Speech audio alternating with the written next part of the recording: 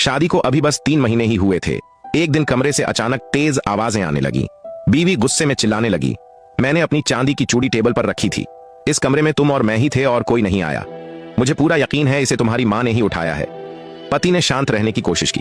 कई बार कहा अपनी जुबान संभालो, मां पर इल्जाम मत लगाओ, लेकिन पत्नी थमने का नाम नहीं ले रही थी। अब वह ऊंची आवाज में बोल रही थी, जैसे कोई लड़ाई लड़ रही हो। पति की सहन शक्ति जवाब दे गई। गुस्से में आकर उसने पत्नी के गाल पर एक तमाचा जड़ दिया। पत्नी को विश्वास नहीं हुआ। आंखों में आंसू भर आए और वह सीधा दरवाजे की तरफ बढ़ गई। जाते जाते पलटी और एक सवाल फेंका, तुम्हें अपनी मां पर इतना यकीन आखिर क्यों है? पति ने दरवाजे के पास खड़ी पत्नी की तरफ देखा और धीमे स्वर में बोला, जब मैं 6 साल का था, पिताजी हमें छोड़कर चले गए थे। घर में रोटी के लाले थे। मां दूसरों के घरों में झाड़ू पोंछा करती थी ताकि मुझे एक वक्त की रोटी मिल सके। हर दिन वह एक थाली में मुझे खाना देती थी और खुद एक खाली डिब्बे को ढककर रख देती थी और कहती, इसमें मेरी रोटियां हैं, तू खा ले बेटा। मैं भी अपनी आधी रोटी बचाकर कह देता, मां मेरा पेट भर गया। और मां उस बची हुई रोटी से अपना पेट भरती थी।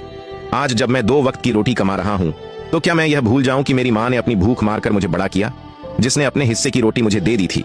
क्या वही मां अब बुढ़ापे में एक चूड़ी के लिए लालची हो जाएगी? क्या वह अब इस उम्र में चोरी करेगी? यह सोच भी नहीं सकता।